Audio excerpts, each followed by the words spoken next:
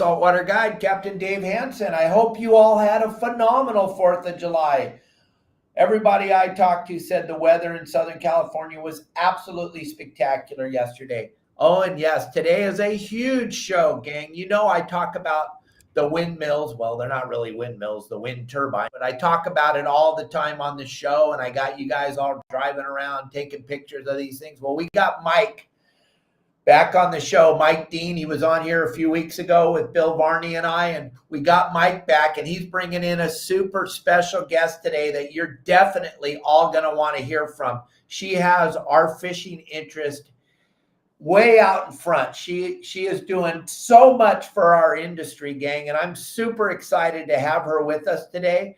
And first of all, though, Deckhand Sports, thank you very, very much for always supporting your saltwater guide.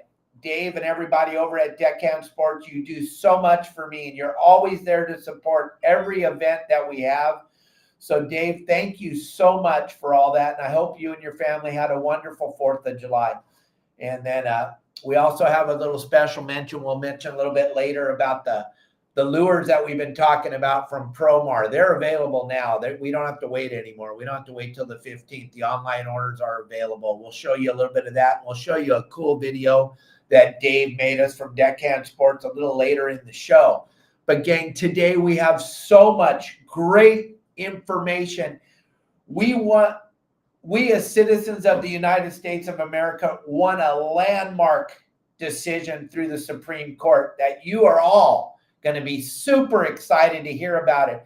For once in our lives, it's actually given us a chance to feel like we actually are making a difference, in that what we're talking about all the time with all the closures and all the crazy stuff that's going on in California and across the United States, we're actually not going to get so steamrolled all the time. They're not going to just be able to take stuff from us from now on. They're going to have to do it with science involved. And with that being said, I want to bring in Mike right now so he can introduce our super special guest, because I can't even believe I get to have a guest like this on my show. So, Mike, come on in here. Welcome to the show, Mike. I'm so happy you decided to come back with us, because this is near and dear and super important to me. Hey, Dave, how you doing? It's great to be back. Thanks for having us back on. And I am so excited, Mike. I don't know if you can feel it in my voice, but I'm excited. I can tell.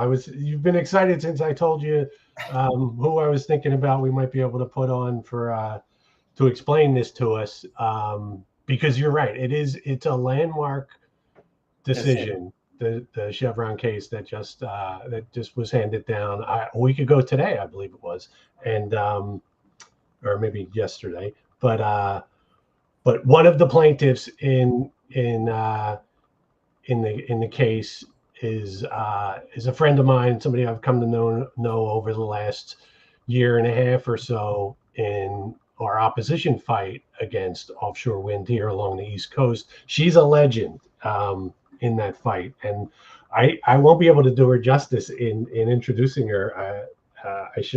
You should have given me more time, because I could have written a lot more.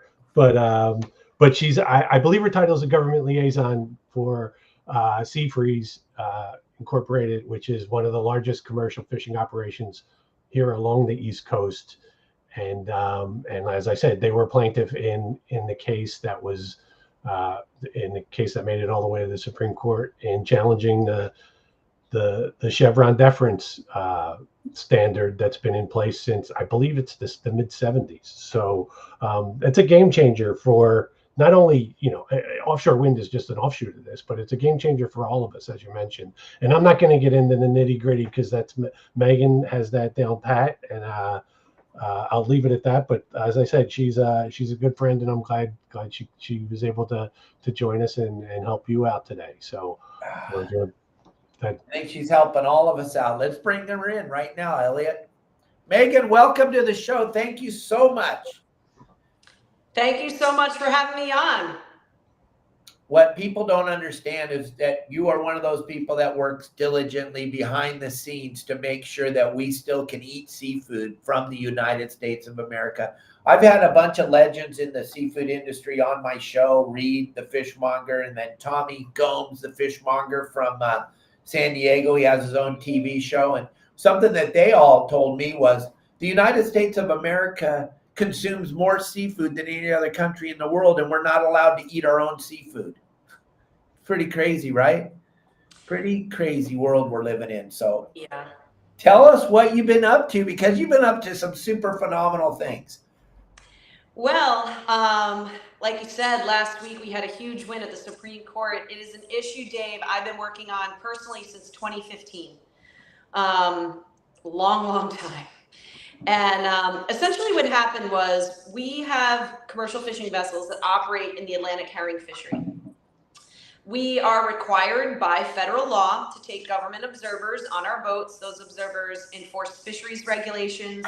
They also do science. And the law says we have to take them, so we do. No big deal, right? Well, the government wanted to expand that program. They wanted to put more observers on our boats, more monitoring, but they didn't have the money from Congress to do it. So what they did was they made a regulation that said we would have to pay the salaries of these monitors out of our own pockets. That is not how government is supposed to work, and we said no, and we took them to court. So it's been quite a few years now till we got up to the Supreme Court level. And what happened at each step of the way was because actually 40 years ago, this is 40 years, we defeated them on like year 40. The Supreme Court had issued a decision that said, if a statute was ambiguous or silent on an issue, if an agency made a rule, you just deferred to the agency. So what that did was it gave agencies, government agencies, essentially unbridled power. Because the reality is all the regulations that you and I and everybody else in this country live by every day are really not necessarily things Congress has passed, it's regulations agencies have passed. This was one of those regulations. So it went to the Supreme Court, and we made a lot of arguments. I'm so proud of our attorneys. We had a group called New Civil Liberties Alliance that took our case for free, because as a small business, we don't have the money to go all the way to the Supreme Court, right? Just like most American citizens do not have that kind of financial backing either. So this group took it, and the court actually repeated so many of the arguments that our legal team developed in our brief and argued orally at the court. And basically they said no. The courts decide the law. And if Congress says that the agency can do A, B, and C, but the agency does D, the courts rein that agency back into where it's supposed to be.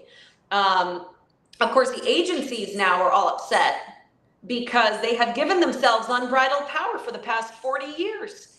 And now all of a sudden it's the day of reckoning, where if they get sued on one of their regulations and they go to court, they don't just get an automatic win. And I tell people this all the time. I cannot believe that for 40 years in the United States of America, citizens had fewer rights in court than the government.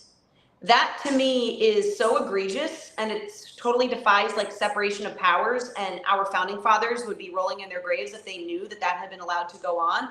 But thankfully, last week, the court fully overturned that precedent, said, nope, courts decide the law. The agencies have to, stay within their legislative bounds. And, thank God, because it is going to impact all industries, all Americans for many, many years into the future. And it was a severe blow to the out of control administrative state that we've been dealing with for many years now. Yeah, there's a lot of people, Megan, that are watching that are trying to comprehend what we're talking about, but we need to break it down a little bit more and let them know what this Chevron thing was all about, and how important what just happened last week was. And I know you're touching on it, but there's a lot of people that are just jumping in here, and we are under attack here on the West Coast with this wind turbine thing and with the MLP closures. And we just always seems like we just get steamrolled. The citizens of the state of California, we just get steamrolled and things just happen.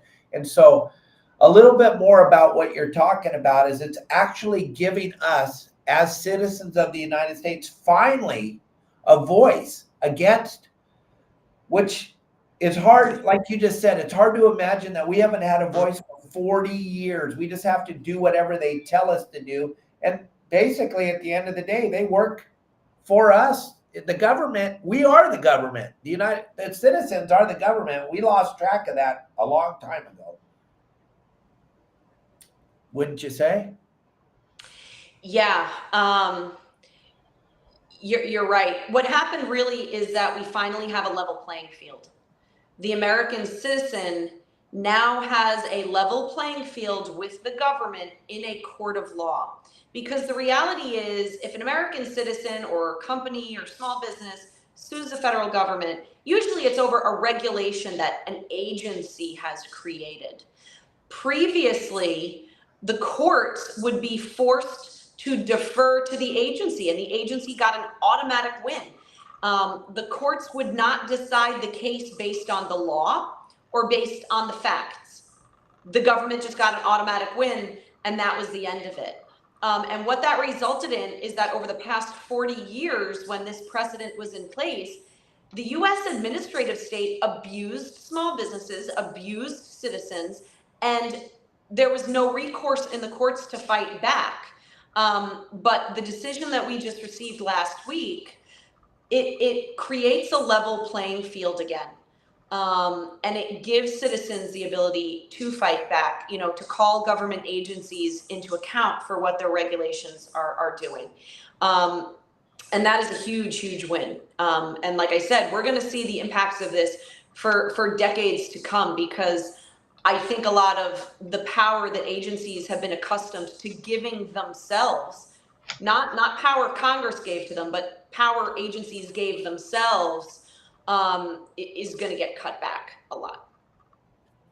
Right, and it's for the first time in a very, very long time. If you saw the headline there on that report, fishermen win. That hasn't happened in a very long time where we could say fishermen are winning.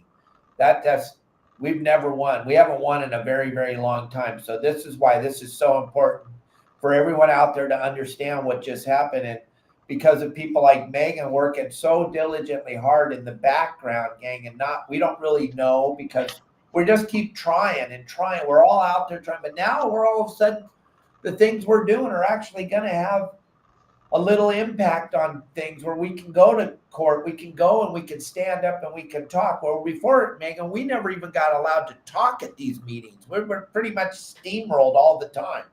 We would show up, and we're all showing up because we have a care and it's our livelihood, and we show up and they give us 30 seconds to talk, and then whatever happens, it just happens. But now, that's why I was so excited when Mike said that you were going to come to explain to all my people that are watching, and the industry watches this show dramatically on the West Coast. And we're trying to get a grip on what's going on the East Coast. But this is way bigger than the windmills, gang. This is way bigger than the wind turbines. This is a giant win for us as citizens of the United States. Right. Dave, if I could just chime in. I mean, it's Megan touched on a lot of it. It's hard to overestimate the ramifications and the implications of what this decision has done. Like we said, we've all said it multiple times now. It's been in place for 40 years, and it's created like a fourth branch of government with the administrative state, with the administrative agencies, and they're able. It allows Congress to write ambiguous laws, and it allows agencies to interpret those laws to who's ever in charge of the agency. So who's ever in the executive branch at a given time can write rules to advance their policies, their policy agenda, whatever it may be. So if they hate fishermen, they can write rules that say, this is what we're going to do to punish the fishermen or get rid of them. Or if we want to, punish the oil and gas industry, we're going to bring windmills in or something like that, so they can interpret those laws that are ambiguously written. That's all gone. That's all going to have to change. They're going to have to write clear laws, and they're going to have to, the administrative state is going to have to write rules that coincide with those laws, or else they're going to be challenged in court, where they're going to have to go up against the judge that says that's not what this says. So it's the way it should work. So So like I said, I don't think you can overestimate how wide and broad this decision is having on all of us, as you said, as citizens. So it's a game changer on so many levels, and we can drill down in some of the smaller ones, but it's a major game changer. And so what does this look like in the future for us as fishermen, Megan? Yeah, I mean, you're super involved in the industry, so kind of let us all know how this is starting to look for us. Well, what it's going to look like is if you have a regulation that comes down at a federal level that exceeds the boundaries of the law, you now have the opportunity to go into court and litigate it. And you actually will now get a trial based on the facts of your case instead of an automatic win for the government. Mm-hmm. And, you know, and not just in fishing, but as Mike said, in everything. This country is really run by agencies. I don't care what you're in. You could be in fishing, you could be in farming, you could be in any kind of business, you could be in finance, you could be in fill in the blank. Agencies run all of the regulatory structure for all of those things. And what it means is that those agencies now are going to have to think real hard before they create new regulations that exceed their power, because they're not going to get an automatic win in court anymore. So it levels the playing field. It gives the little guy a fighting chance that he didn't have before. And that is such good news for us because we stand on the sidelines. Like when I was talking earlier, we go to these meetings and it just always feels like I've been in the industry for 50 years. And when we go to these meetings, it just feels like we just got steamrolled and we didn't really even get a chance to even talk. And now this is so exciting for someone like myself who's been on the inside watching all the things that go on. And now all of a sudden, when we do hire our attorneys, they're going to get to talk and they're going to get to explain what is going on, gang. So all of you that are listening, and we talk about ccacalifornia.org and how important it is to make sure you're involved. And Jeanette, you know what I'm talking about. It is such a landmark decision, what just happened. Now, all of a sudden, we all are going to have our voice back.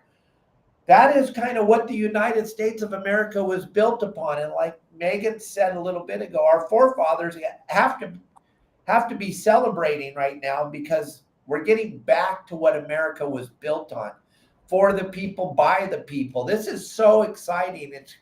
It's got me so emotional inside that it's hard to hold it together right now, Megan, because this is such a big event for someone that's spent their whole life in this industry. And I wish my father was here to see this, because he started in the fishing industry in 1947 and fought long and hard to try to make it so that we could fish with rods and reels. We all are in the commercial industry because we take passengers out for hire. So that makes us commercial fishermen also. We're all on the same team, which a lot of my members don't understand. The commercial industry is not and has never been the enemy. And you guys, because you work so diligently with the commercial industry, we need to let everyone that's watching understand the commercial industry is fighting for our rights to fish just as hard as we are fighting for our rights as recreational fishermen, gang. And this is super important to pay attention to what Megan's saying right now. This has a giant impact on all of us. And then you go to the farmers and you go to anybody that does anything in the United States. This is a huge decision, right? I mean, I feel so good inside right now. It's just woo.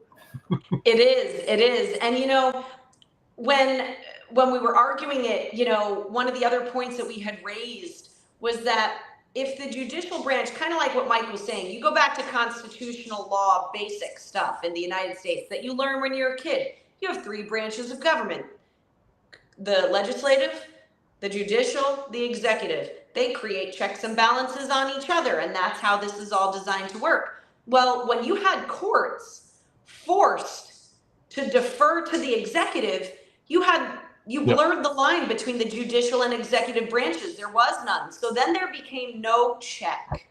That is how the administrative agencies grew and grew and took more power and more power and more power. that Congress never intended them to have because the courts couldn't hold them back. So that's gone now.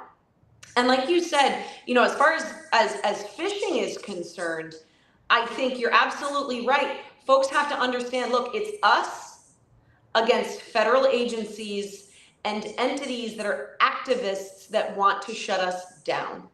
And that, before, if those activists were able to get government jobs, they could weaponize agencies and crush the little guy, whereas now they can't do that anymore because courts are going to rein them in, and they are going to have to stay within their legislatively delegated bounds. And that is a really big deal, not just for fishing, but for everything.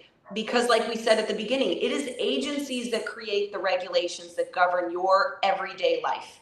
Everything you do is governed somehow by some agency. And so as they grow and grow their power, they get, and there's no check on that power. There's really no bounds on what they can do. They've essentially, like Mike said, become this unaccountable fourth branch of government. Well, that just got reined back in. We're getting back to 3 branches that have checks and balances on each other.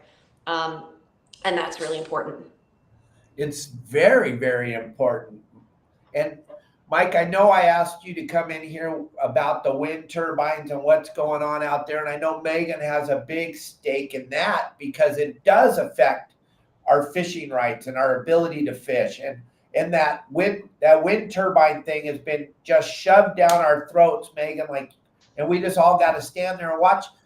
I want to just say something. And I know I'm getting off topic here, but the slaughter of the whales, my father was the very first person to take people whale watching for money back in 1967.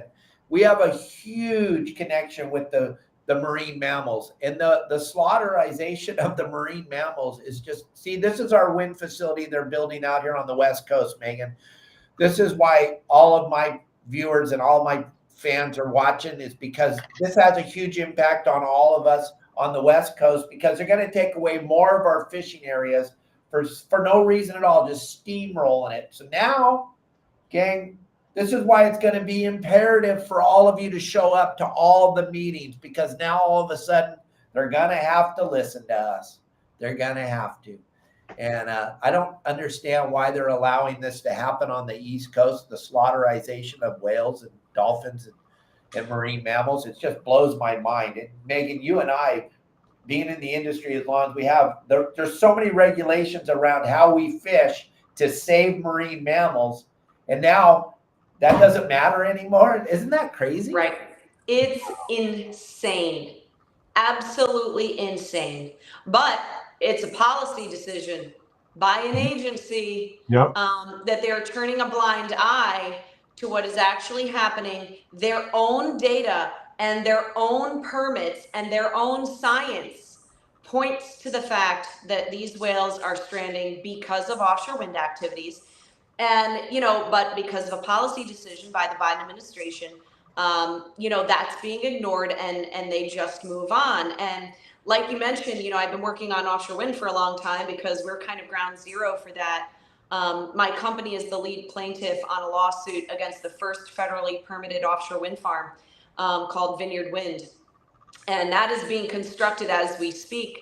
And we lost at district court. We appealed it. We will be going to the Court of Appeals on July 25th.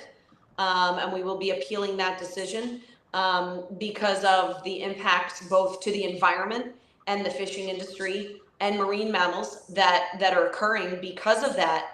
And, like you said, the standards have not been equally applied at all. And what they have not done with, as far as marine mammals, which you were talking about before, is they look, when they assess incidental harassment authorizations or letters of authorization to impact marine mammals as a result of these turbines and their construction and the surveys that go along with them, NOAA has been looking at each survey or each project as its own separate, entity. And what they're not looking at is the cumulative impacts of it that, like right now in our region, there are active seismic surveys going on for Vineyard Wind Northeast, South Coast Wind, New England Wind, South Fork Wind, Starboard Wind. There is active construction going on for Vineyard Wind, for Revolution Wind. All of this is in the same area at the same time. Now, we just had a bunch of dolphins strand on Cape Cod last week, or the week before, I can't remember which week it was. There was a humpback whale that washed up dead on Block Island. Of course, you know, they're not going to do a full necropsy on it because it's in an inconvenient area at the bottom of a cliff to get to. So, you know, but what's interesting is Revolution Wind, which is ongoing, and there's a lawsuit against by Green Oceans. When they were authorizing that project, I dug into all their documents. Their own documents, Ørsted, which is the wind developer's own documents, said, we expect to injure humpback whales, but no other kinds. And so my question, as well as Noah's question, was, well, why humpbacks? Why do you think that, why? Like, there's all these other ones that you say you're gonna impact, but you're not gonna injure them, but you're gonna injure humpbacks, like why? So their response was their own data said that the humpbacks would be impacted outside of the shutdown zones. Like when they see a whale within a certain zone, they're supposed to shut down. And they said, well, our data says that humpbacks will be impacted beyond the shutdown zone, okay? So which tells me their own data says humpbacks are more acoustically sensitive than the other whales that they have analyzed, according to their data. That's not mine, that's not even Noah's data, that's Ørsted's data. Okay, fine. So now you have humpbacks washing up. You think you're gonna make the correlation? You had a humpback wash up on Block Island right next to where you're doing the construction for Revolution Wind. You think you should shut down? Because your permit says if you mortally injure or kill a whale, you gotta stop. You think they're gonna do a full investigation to see if that could possibly be related? No. Even though their own data says humpbacks are more sensitive. And what I found interesting, as Mike was talking about earlier, was all the whales that have been washing up in New Jersey and New York, including Rhode Island, Massachusetts, during like the past year and a half, the vast majority of them have been humpbacks. Yeah. And what I've noticed is that, and I'm like, gee, you know what? Maybe they are more acoustically sensitive than others, and maybe that's why the majority of the whales that are washing up are humpbacks. But nobody actually has done an investigation into that, number one. And number two, you know, if they were going to be impacted outside of a shutdown zone, to use the developer's own information, why wouldn't you change the size of the shutdown zone? Why wouldn't you make the shutdown zone bigger? Why wouldn't you change the rules for it? But they haven't. And as a result, we see this. And when people say, well, you can't make a correlation, I'm like, all of the data points to it. All of their own data points to it. They're not changing anything, and they're not investigating anything. And what I did find out was that if this was oil and gas in the Gulf of Mexico, because I'm like, they've been doing oil and gas in the Gulf of Mexico for a long time, right? They have permits down there. I was curious, what do their permits say? If they're doing a seismic survey, shallow hazard, which is the same as what they're doing on the East Coast, same equipment, if a dolphin or a whale, any marine mammal, strands within the vicinity, live strands, they have to shut down immediately. If it's within 50 kilometers of the activity, they have to shut down and they do investigations. There's no shutdowns, there's no investigations, and we have dead whales, big ones. Yeah. You know, what's going on? There's no consistency in how the agencies are applying the law. Right, and I'm so glad that you brought that up. Megan, do you have a few more minutes to be with us? I do. 1 second. I just have to show this real quick, gang. This is Deckhand Sports. They allow us to do this show every Friday. I want you to check out their phenomenal kill bags and all their other products. Go ahead and show that real quick, Elliot.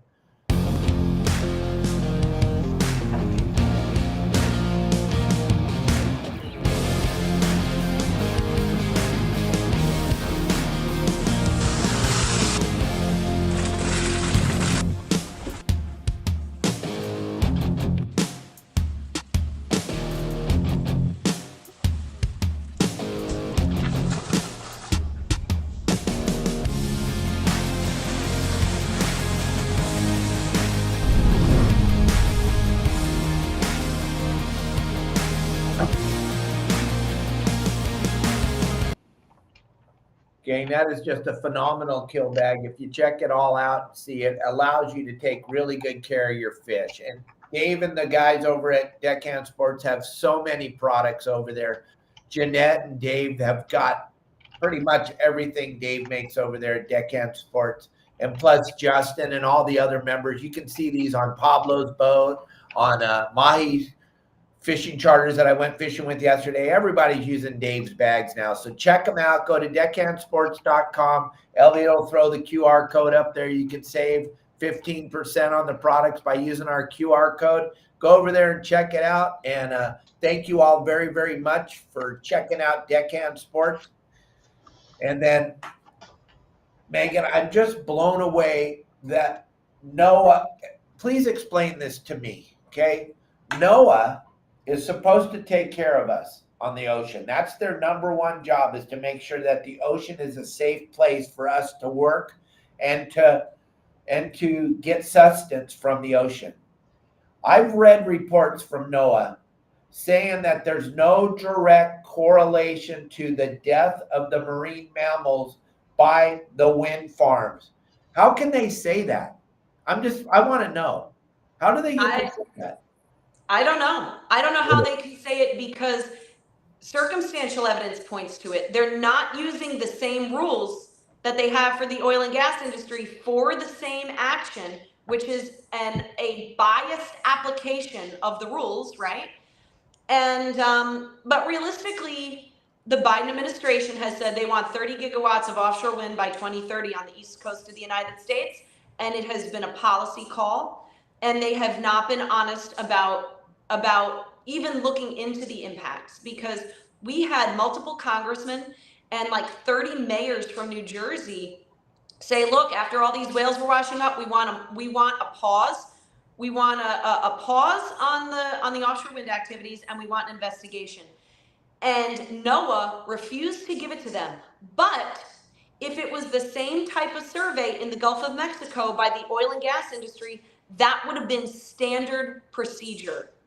And that is what tells me, obviously it's a policy call, because the same rules are not being applied equally. And that's wrong.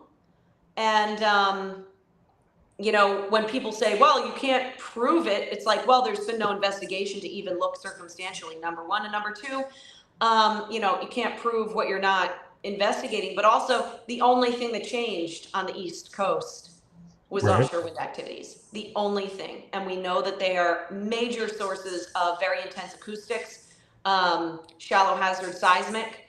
And we know that there's impacts to marine mammals because they require incidental take authorizations under the Marine Mammal Protection Act. So if there was no impacts to mammals, those permits would not be necessary anyway. So it's very disingenuous. But again, it's a policy call. It's a policy call by the White House.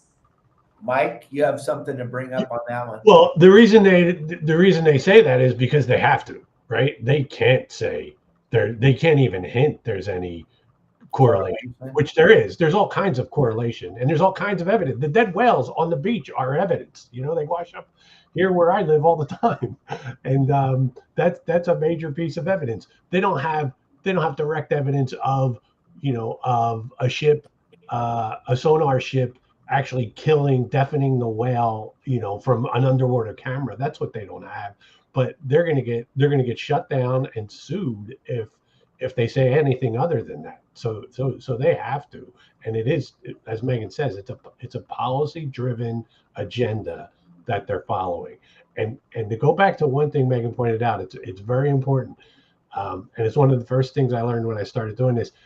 They don't look at anything on a cumulative basis. And Elliot, I don't know if you had that one chart we said at the beginning, was it showed all the wind farms along the East Coast, and it really stands out when you look at the New England wind farms, which are right up in the sort of upper 2 o'clock or upper right, a little bit north of center there. The red ones, and they're all stacked together. There's 11, right, or 8.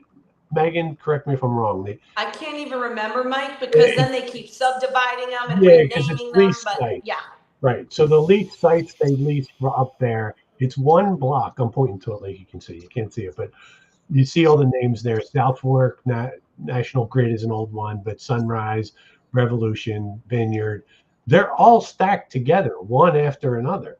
And they only look at each individual one and say, this one, okay, this one can kill, or harm that many whales of various species. And we went through and did the math, or just simple math and added them up. Weren't they harming more right whales than were in existence at the time? When you Yeah. put all the IHAs together? IHAs are the incidental harassment authorizations that the wind companies are required to get to go out and do their work, because they know they're going to hurt some animals. And it's just it's unfathomable. And I've asked people from NOAA about this. Why don't you take a cumulative approach? And they said, we're not required to, and if we do, we're going beyond, we could get sued for that, which is not a good answer, but that's what they believe. They've started to do what they call programmatic analysis, and even agencies within NOAA pushed back on that. Like I think we talked a little bit about this last time, the endangered, the protected species letters that are out there, Megan, from the various group heads that have said this, you guys are not doing this part of it correct either. So go ahead, Dave. But that's a problem. I mean, the cumulative, the lack of a cumulative approach to anything related to these projects is a glaring hole, and is a big source of, hopefully, the future lawsuits will be able to proceed, because in the past they would defer to NOAA in these instances. Now we can point to it and say this is a mistake and it's a hole in their analysis, and they need to be called to the carpet on it and stop doing what they're doing. Absolutely. We got someone making some comments right here, Matthew, and it's okay. We accept. The thing about me is I'm open to anybody's, but here's the difference between you, Matthew, and the three of us that are sitting here. We actually spend our lives on the ocean. This has never happened in the history of the ocean, where this amount of marine mammals have washed up on the beach in such a small amount of time. Now, if you want to have a conversation afterwards, you can give me a call at 949-374-0786. I'm not afraid to converse with you, but what you're throwing out there right now is not truth. This is something that is a narrative set up by the agencies to make you think that these marine mammals have been washing up on the beaches. They haven't. And if one washed up before all this stuff happened, and Megan can back me up on this, if a marine mammal washed up anywhere in the United States of America, the research was incredible. And the fingers all pointed at Megan and I. They pointed at us. It's the fishermen's fault that this marine mammal had passed away, whether it died of old age or it died of some natural and man-made cause. We would get down to the bottom of it and we would figure it out. Now, Matthew, these animals are dying at an unprecedented rate. And we're only seeing the ones on the beach. That's all we get to see. We don't see the ones that are floating in the, now I do, and Megan does when she's out there on the ocean. We see them. We can't take pictures and show them to you, but there's whales all over the ocean floating. That's what usually normally happens when they pass away. But the phenomenal amount that's happening right now, Matthew, is criminal. There's no data to show that this amount of marine mammals have died. And we can do that by studying the land where they find the whale bones. No one's ever seen this amount of whales this quickly dying. And there's only one correlation. The sonar that they're using to decide where they plant these platforms, and then the constant pounding of the ocean to drive these things into the bottom of the ocean, and all the cabling. And you don't even know what kind of noise is being created that we don't hear because we're just human beings. But the humpback whale, they can talk to each other hundreds of miles away under the ocean. So, Matthew, I'm sorry to tell you, but you are about as wrong as you can possibly be. And this is coming from someone who's super passionate about the ocean, and I've spent my whole life on it. So I can promise you the narrative that you're hearing is not correct in any way, shape, or form. The humpbacks are absolutely, say the number again, 949-374-0786, because I'm not afraid. I don't care who calls me, but you need to be understanding that the humpback whale, and you were talking about the acoustics of the humpback whale, Megan, that animal is so vocal, we can't even comprehend how important that animal is to the planet Earth. Yeah, and you know what's really interesting too is that the groups, so what NOAA has is they have like subcontractors called the Marine Mammal Stranding Network. So that when a marine mammal strands, wherever it is, there's like a team of people somewhat close by that are supposed to get to it and, you know, do some analysis on it to see what was the cause of death, right? So all of the marine mammal stranding centers in our region are now co-opted by offshore wind farms because they are partners with the developers.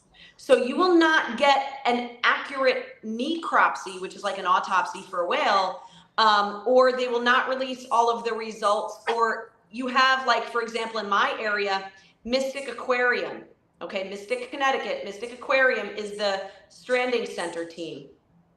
If you go on Mystic Aquarium's website, you Google Mystic Aquarium Orsted. Orsted is the wind developer that's pile driving out here. Whale washes up. They're the team that's going to go do the analysis, but they're partners. You have one of the marine mammal stranding centers down off of New York and New Jersey. They have windmill executives on their board now. Yeah. You know, so all of these entities are now partners with the offshore wind companies. So if they're getting money from the offshore wind companies and they're partners, are they going to do an independent necropsy on the whale? I'll leave that up to you to decide. Right. It's so frustrating because the people that are supposed to be taking care of us and taking care of the marine mammals and everything else, everyone's getting paid. And Matthew, once again, we'll go back. You want to play, I'll play. You're a scientist. Someone's paying you. And whoever's paying you is the narrative that you're going to go with. That's just the way it is in the world, baby. We all know that. We got shown that very, very, very, very well 4 years ago. If you don't remember what happened 4 years ago, but tell me scientists aren't manipulated by money. Okay. All right. Sure. All right. And these whales aren't dying because of the sonar and all the other things out there. We can have this conversation forever, Matthew. But today I have a super special guest who actually works on the ocean, and then Mike Dean, who's actually doing everything in his power to make sure that this doesn't happen. So I'm telling you that what's going on right now is real. What you're talking about, Matthew, is fantasy stuff at Disneyland. You probably work very well at Disneyland, and it would be fun to come see you at Fantasyland. That would be awesome. And we'll all go. We'll buy it. I'll buy Megan and Mike a ticket, and we'll come to Fantasyland and see all the research you're doing there.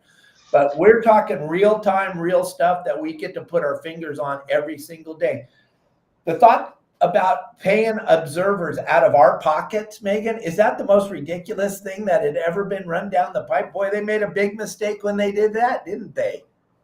Well, you know, I told people, I'm like, look, you know what? We have no problem taking the observers. The law requires we take them. We take them. But when they said now, well, we want to have more of them, but Congress didn't give us money to do that, so you're going to pay out of pocket. Like I said, that's when we drew the line, because it would be no different than you having to pay out of pocket, out of your personal salary, to directly pay the salary of a policeman in your town. It's like, no, your taxes pay for the police force of your town. That's how taxes work. This is how enforcement works, you know. And it would be like, well, you know what? There haven't been enough taxes, you know, to pay for the police force in the town. So we're going to make you pay, just you and your neighbors, the people that live on your block are going to have to be the ones that pay out of your salary directly the salary of this new policeman over here.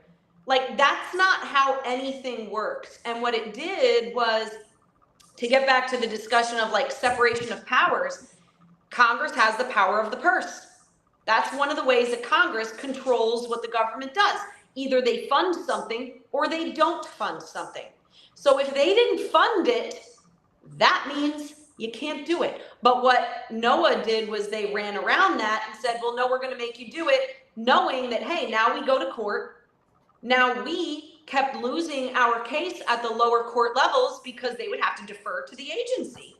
And you know, what's funny is some of the detractors of the entire court case, they're saying, oh, it takes away expertise of agencies, you know, things like that, which isn't the case at all. And I'm like, look, you know what the question was in our case? It was who pays? That was the question, who pays? There was no science involved. There was no agency expertise involved. The question was who pays? And that was a legal question.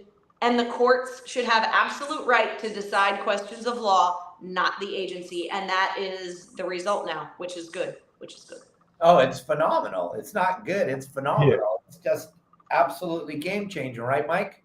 I mean, they pushed the limit as far as they could, and the house came crashing down on them. I mean, that's the way I look at it. It's fantastic.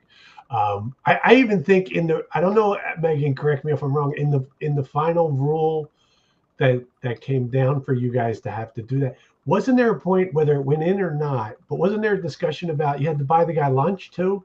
Didn't you have to get him to the ship and get him? You had to pay for their travel expenses. Yeah, you had to get them there.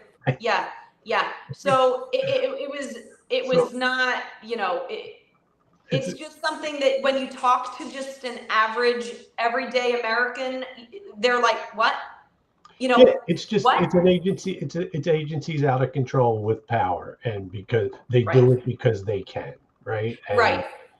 And you know they made the right decision because of some of the, as you pointed out, Dave, some of the feedback we're getting and some of the screaming from the people on the side that push these things, from the regulators themselves and from the legislators that pass ambiguous laws so they can have their regulators implement policy.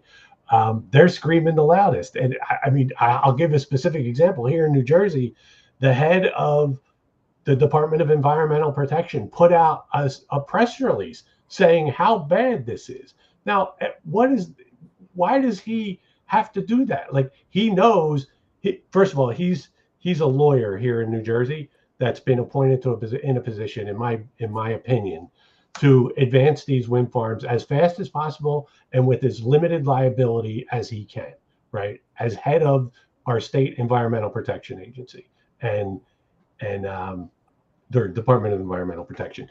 And he knows he's at risk now because there's a lot of lawsuits teed up, or actually there's a couple in place right now against the New Jersey DEP, and there's a couple more in the wings that he's aware of, that this all could come crashing down very quickly on them. So that's why he's putting it out. But one, why he felt the need to do that, and two, what good does he think it's going to do? I have no idea.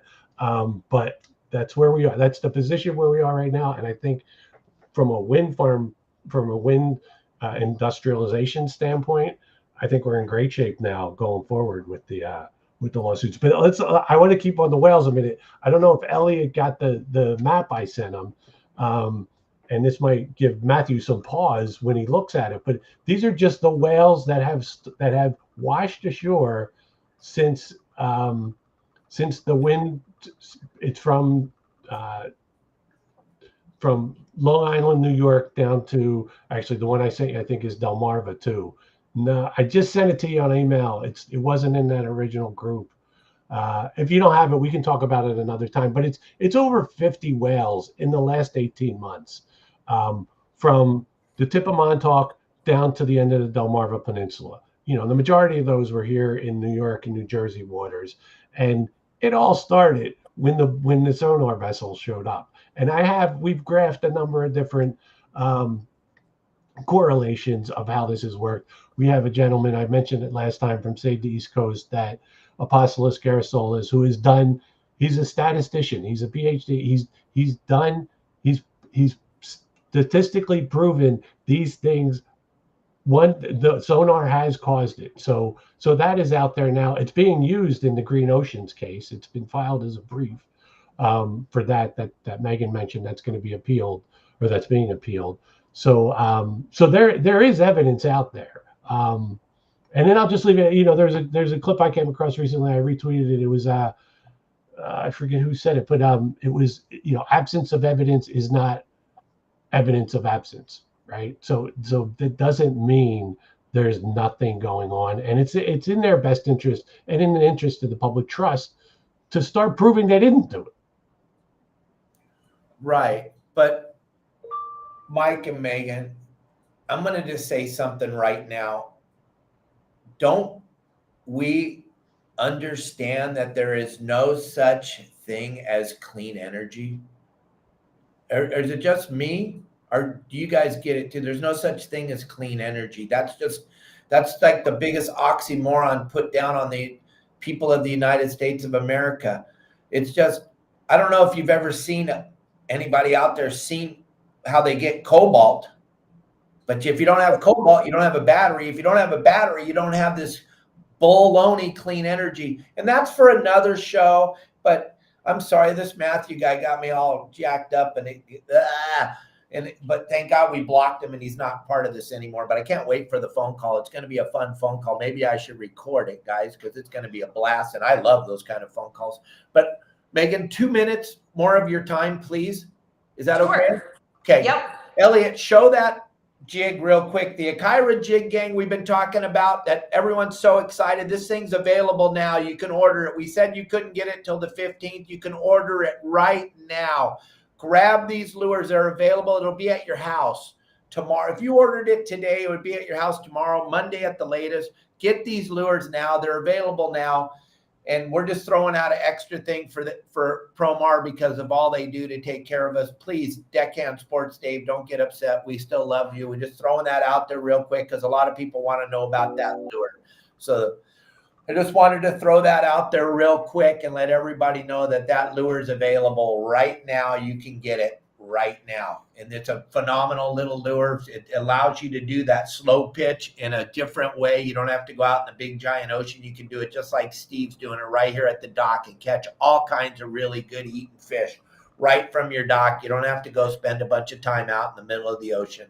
So check out the Akira series jigs. You won't be disappointed, gang. And Elliot will throw that QR code up later. But we got Megan right here. I don't want to waste any more of her time. I know she's super busy human. Me and Mike, we don't really have anything to do, but you're a super busy human. And I really appreciate you for taking your time to be with Mike and I. And I hope you can come back on the show because there's so many questions that we're not even answering. People want to know, are you an attorney? Are you a lawyer? You speak so eloquently, not like a fisherman. We're just like, and I know you're a fisherman. So, well, I have a law degree. I'm not a lawyer. I got a master's of legal science from Queen's University, Belfast, but I am not a lawyer. But I have enough understanding of it to be able to read it, to understand what's going on. And yeah. She's smart enough not to be a lawyer. That's what I don't want to say I'm the same way. I don't have a law degree, but there's enough. I spent enough time with legal documents that I knew I didn't want to be a lawyer. And we have something coming down that a lot of people are watching right now that are super involved in the industry out here on the West Coast. And we have a new thing coming down the pipe. Well, it's not new. We've known about it for 10 years. It's called the 30 by 30 initiative. It's a federal initiative. Yep. And they're going to close 30% more of California. On the reason why it's called 30 by 30 is because 30% of the land and 30% of the ocean are going to get closed on the exact same day. It's really scary because they've already taken away over 20% of the ocean from us. We're not allowed to access it anymore. And then Gavin Newsom went out and sold 300 square miles of our ocean to the wind farm system. That's another giant area that we're not allowed to go to anymore. And now this 30 by 30, do you believe that this Supreme Court ruling is going to help us to slow down this 30 by 30 thing? It could. I am very, very familiar with 30 by 30. It has been crafted and advocated for by environmental groups for many years now, like you said. But unfortunately, it's also a Biden administration executive order. The Biden administration created an executive order, I want to say 2 years ago, called the America the Beautiful initiative. You can look that up. It's a White House press release, and it implements at the federal level 30 by 30. I know that the federal fisheries management councils have, provided input through the council coordinating committee. They did an entire analysis of conservation and protected areas in U.S. federal waters. And what they showed was that something like 72% of U.S. federal waters are already under conservation regimes, conservation management areas, spatial management areas that exceeds obviously the 30 by 30 goal. So we will see what happens with that, but you can look it up, America the Beautiful 30 by 30 White House, and you will see the White House press release on that.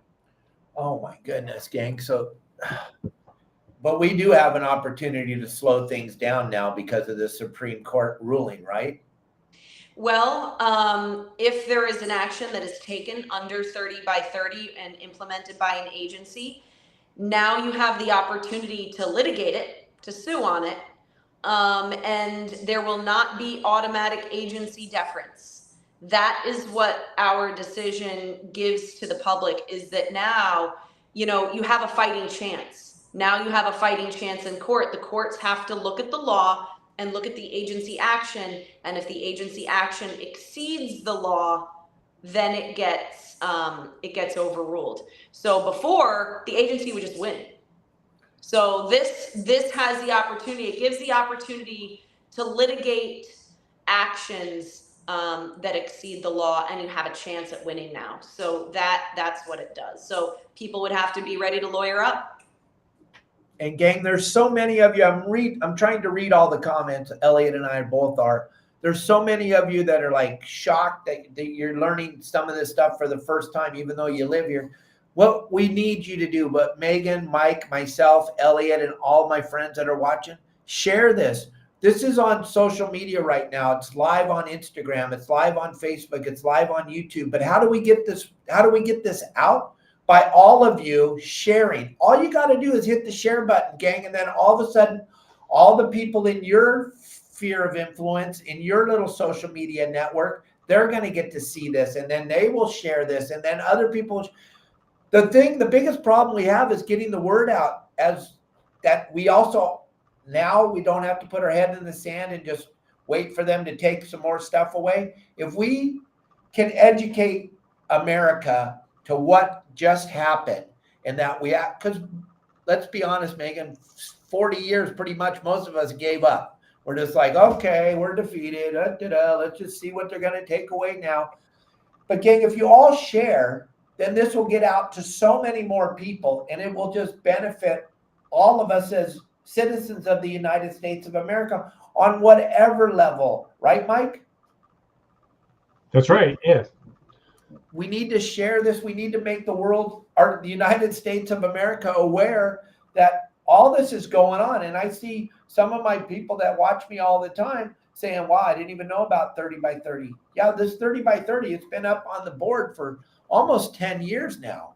It's a real threat to what we're doing here. And the rest of the United States kind of follows along with what California does. Unfortunately, they all watch what California does, and then they start picking up these stupid initiatives that get shoved down our throat by our government out here in California. And then the next thing you know, gang, you're going to be standing in Texas, and they're going to go, we're closing 30% of Texas. And you're going to go, wait a minute. Well, it all matters. And this show was so important today to bring some intelligent people on here, Mike, Dean, and Megan, because you guys all listen to me 5 days a week. I do this show live Monday through Friday. So the intelligent level went way up when Megan and Mike got here. So thank you both for coming on the show and making me look like I'm smart.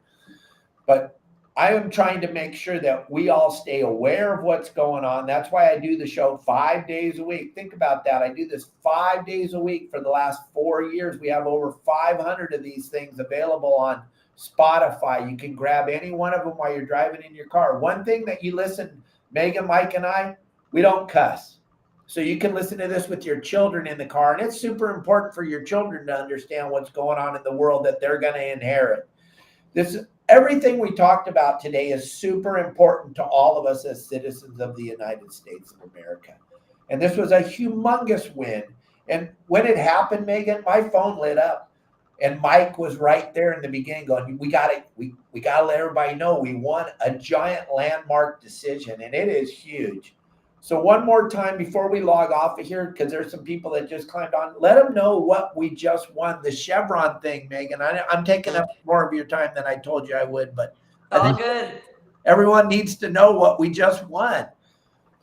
So 40 years ago, the Supreme Court created what's been called the Chevron deference, which means that if a citizen or a company or whatever sues an agency, a federal agency in court, and the statute is silent or ambiguous on it, the agency automatically wins. Basically, it allowed agencies to give themselves power that Congress never gave them, create a lot of regulations that govern your life every day, that were not legislatively delegated, which means it's illegal.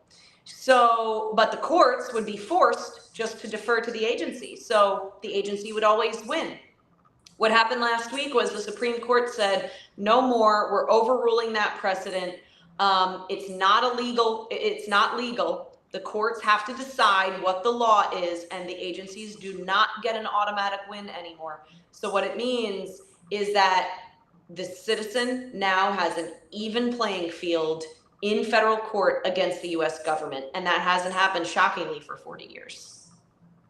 Yeah, it's a big, big deal, gang, and we'll throw more stuff up about this on our social media platforms. We'll show the Supreme Court ruling and all the other things because of people like Megan and Mike that have made this aware to me, and it's just such a phenomenal thing that has happened, gang, and you got to all feel good about it because moving forward now, we're actually going to be able to have a voice that I've been talking about for a long time. Megan, wouldn't you say the one thing that's missing when you go to all these hearings is us, the citizens? We don't show up. We don't go.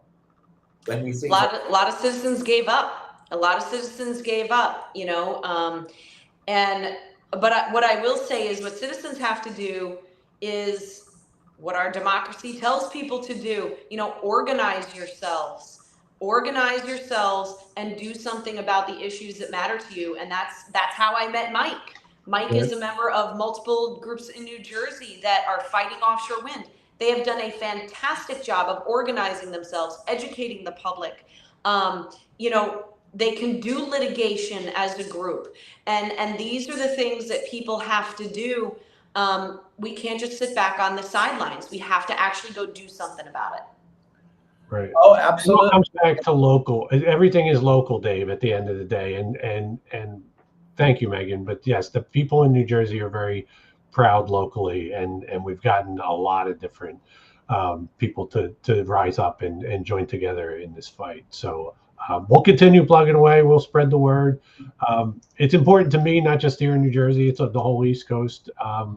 And you know, now the West Coast too. If we can help out there, we'll show you our playbook and do what we can. You got to fight them everywhere you can, but most importantly in the courts of law, in the court of public opinion, and also at the ballot box. And we have groups that do that. The group I'm closest to, Save the East Coast, gets involved in the political angle of it as well.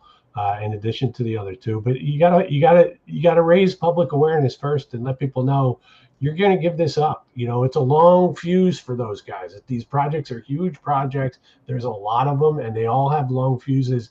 And everyday people don't realize, you know, this is going to be bad for our children, as you said. And that's sort of why I got involved.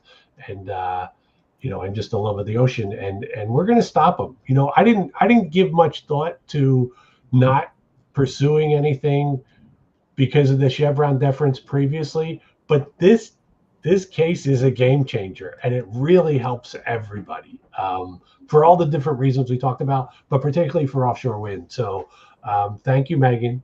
as always, for everything you've done for us, and for your tireless, fight in all of this, and for pulling those groups together. Dave, you got to look at some of the plaintiff groups in the Green Oceans lawsuits, and and the Sea Freeze one Megan talked about. The Green Oceans group has whale watchers from here in New Jersey as part of their plaintiff group that are trying to take them down. All kinds of fishing industry people, all kinds of local environmental people, I think, are involved, in historical society people. So it's just the thing I always say, the facts in this, and Matthew, I'm happy to give you my phone number too if you want to reach for Dave. But the facts are on our side in this, and anytime somebody learns the facts, they're converted. If they're agnostic, they're on our side, and it's just it's easy to do. So we showed the map. I think maybe next time I'm on, maybe we could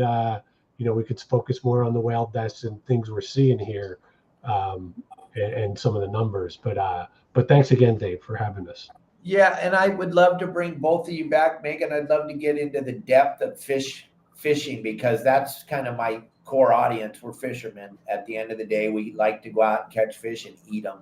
So it's super important. One of my friends, Jeanette, she's on here, newbie painter. She wants to know, how can people follow you, Megan? How can they watch what you're up to and see what's going on? What, Instagram, Facebook, YouTube, TikTok? What do you got going on? I can only handle one social media thing. You can see me on Facebook. I'm on Facebook. And then also you can go to Green Oceans. You can go to Protect Our Coast, New Jersey. You can go to Save the East Coast. You can go to all of those groups that are on Facebook that are organized and supplying information as well. Right. Thank you very much, Mike. How can they find you? Because you and we work close together. Yeah, I don't know how you actually. Our friend Ethan from he's from Save the East Coast as well. That's on Facebook and their own website.org, savetheeastcoast.org. But I'm on X. I'm Mike Gardine 22 on X. I tweet mostly about, or post mostly about offshore wind related issues and legal issues related, and regulatory issues related to and political and election issues related to offshore wind. So I think that's how you might have gotten connected to him, and you might have followed me at one point. A lot of the New England fishermen are part of my my close group that we post each other's stuff with. But yeah, I mean, you can learn a lot on X if you go on to mine and then you follow other people that are associated with me. There's a lot of good information that gets exchanged there, particularly since Elon Musk bought it. And we can share that stuff and amplify it if we have to. So that's the big place. There's a lot of the Facebook groups. They are all the different not-for-profit groups here are on Facebook, as I said, and we went through it last time. Green Ocean's website's fantastic for just all the issues. Once again, if you guys are like totally enthralled like I am with this whole thing, and you're like learning so much right now, hit the share button. You have no idea how powerful that is. Social media, it's so powerful. And Mike is very active over on X, and Megan's very active over on Facebook. But you know me, gang, I'm viral on there is no platform that we're not on, and we are viral on all of them. So you just keep watching. If you don't know who I am, I'm your saltwater guide. I do a live podcast Monday through Friday, and I talk about the things that everybody else is scared to death to talk about. I don't care. I'm going to talk about it. If they take me off of one platform, don't worry. I got hundreds of thousands of followers on the other one. I got you guys. And we're going to keep running this up the flagpole because it really matters. And Megan, I cannot thank you enough. And Mike, thank you so much for introducing me to Megan. I know we're going to be great friends moving forward, and we're going to do this a lot. This is not our last show. I promise you that. We'll do this a lot. We want to make sure that the world understands what is going on out here in the United States of America. We're living in a scary time. And no, the guy did not have jet lag, whatever you say, Matthew. That was not jet lag. Okay?